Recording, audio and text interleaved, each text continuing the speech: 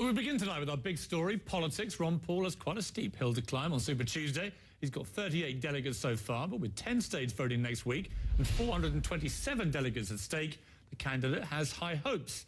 And Dr. Paul joins me now. Welcome back, Dr. Paul. How are you? Thank you. Thank you, Piers. Nice to be with you again. How are you feeling about Super Tuesday? What is your realistic aspiration for the 10 states?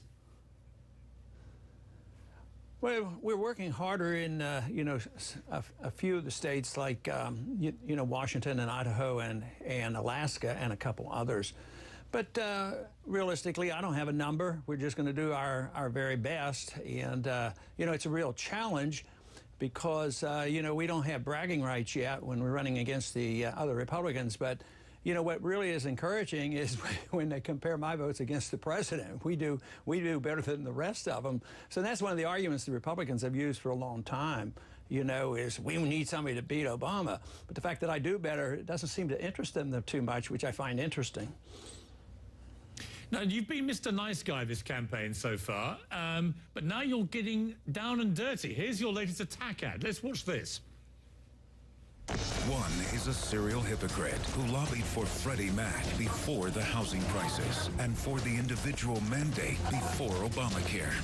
Another, a counterfeit conservative who opposes right to work, massively increased spending, and funded Planned Parenthood. Finally, a flip-flopper who's been on all sides, supported TARP bailouts, and provided the blueprint for Obamacare. Three men, one vision, more big government, more mandates, less freedom. It's like a promo for Mad Max, that. I mean, serial hypocrite, the counterfeit conservative, the flip-flopper. I think your description is over the top, down and dirty. That's been around for several months now. We put that out before, and we wanted to resurrect it without spending more money. But I think it's legitimate if somebody's all over the place and they're changing their views and they voted for big government, and the other three candidates have. They all represent big government, and I am challenging them at that, so I'm going to keep pointing their record out because I think Republicans pretend they want limited government, and they don't have a very good record. When you think when the Republicans have taken over, when we had the House and the Senate and the presidency, we didn't shrink the size of government, and the deficit still exploded. So I think I have a role to play, and I would hope the Republicans would come around. There is a theory going around that you're going a bit easy on Mitt Romney. And there are all sorts of potential reasons for that, which I won't bore you with. But is it true? I mean, are you and Mitt Romney in bed together? No, I mean, one of our ads out right now challenges him for, being a flip-flopper. But that isn't a way. I think you guys are desperate for news, if that's the big news, because there's nothing to it. And I thought Governor Pawlenty answered it pretty well when they asked him about it, and they said, oh, was there a backroom deal with Mitt Romney and Ron Paul? He says Ron Paul is the last guy in the world that would be making a backroom deal. So now there's nothing to that. Just because you can talk to somebody doesn't mean you have to have a deal going.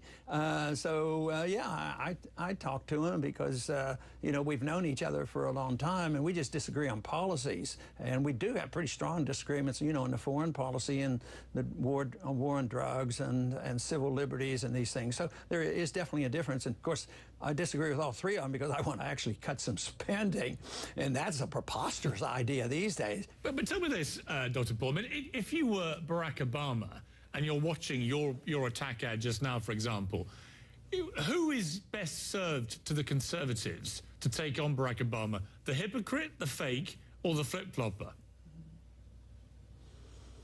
Well, I think the people that are helped the best are the voters to find out whom they're voting for. If they're voting for somebody who says, I am the conservative, and he's really a fake, people need to know that. I mean, and this pretend is hypocrisy. There's no doubt about it. And the people deserve to know it. And they get away with too much over the years. People vote one way and they go home. They'll vote liberal in Washington, go home and run as arch conservatives.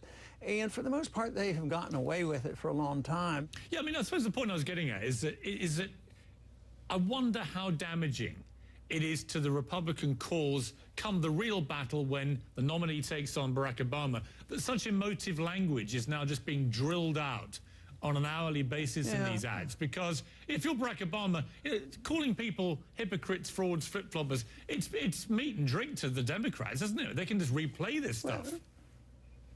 Well, do you think it was a love fest between Hillary and Obama? I mean, they went after each other pretty hard, and he puts her in one of the most important jobs in the cabinet, Secretary of State.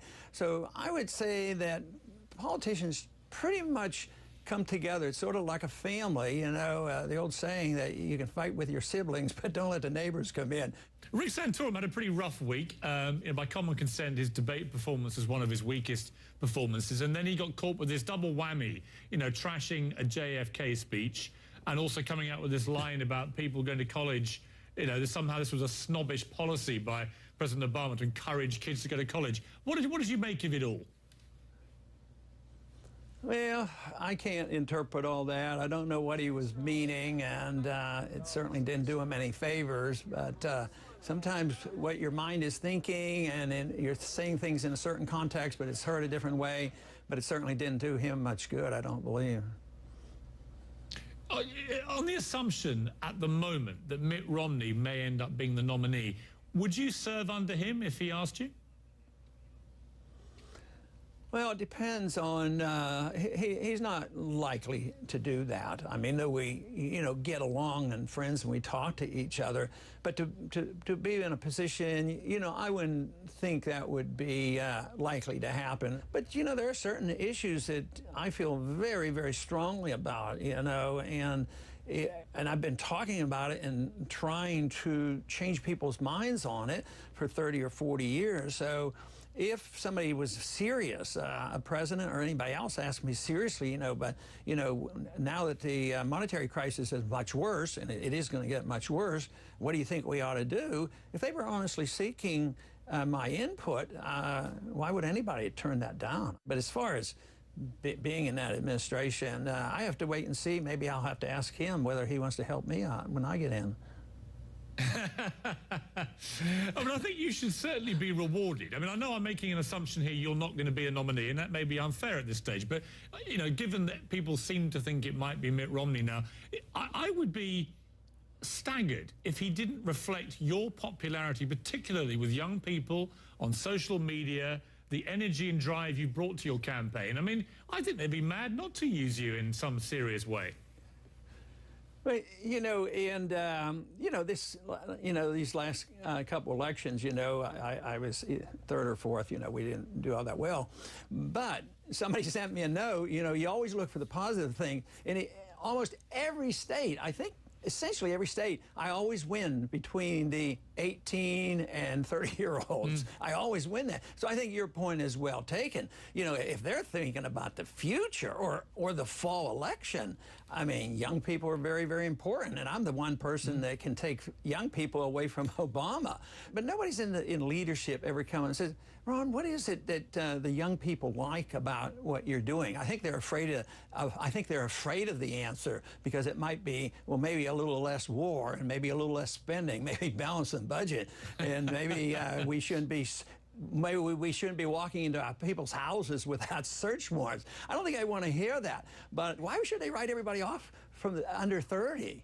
You know, the only thing I'm thinking about doing, I don't like all these laws, but I'm thinking about proposing a law that nobody's allowed to vote over 30. So if I could narrow it down to people could vote under 30, my numbers would go up. Let's take a little break, Ron, and come back and talk about two of your favorite topics, the Fed and Iran, and maybe a bit of birth control as well.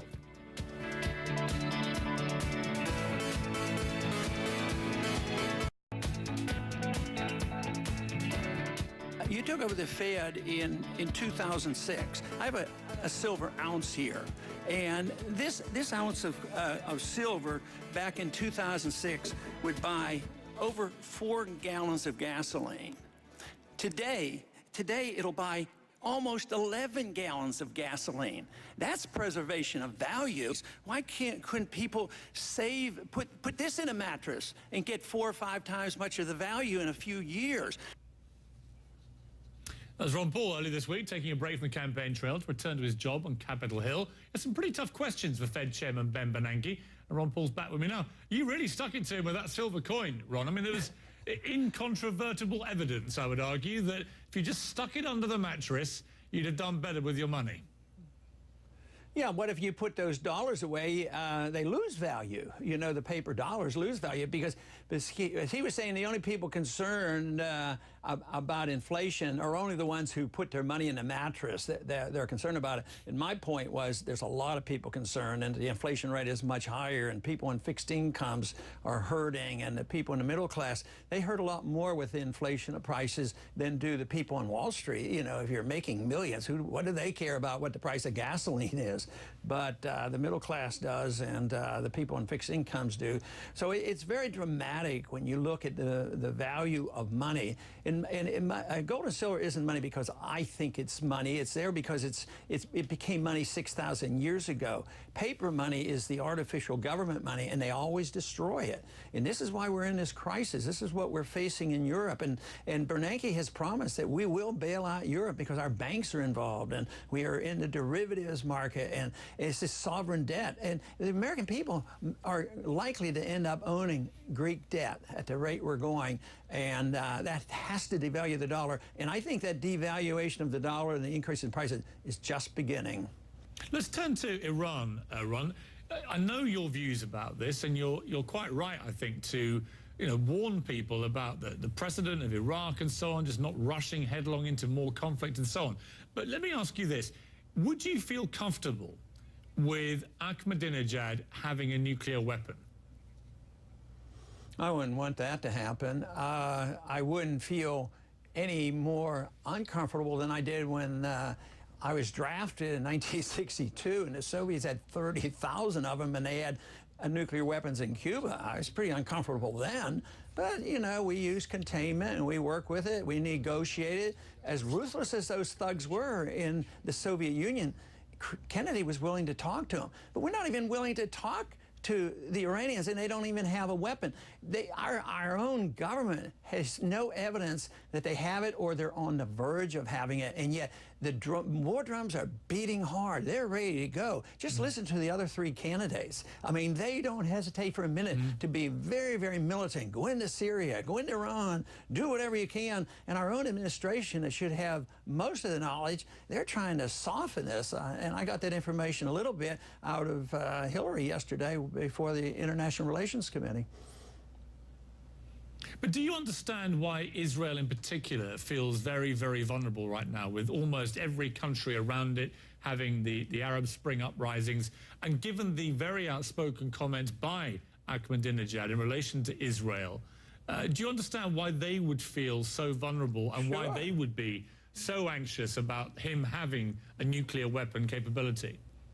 Right. No, and that's why they should reclaim their sovereignty rights. See, they can't do what they need to do with their borders, either peace treaties or defend their borders without getting permission from us.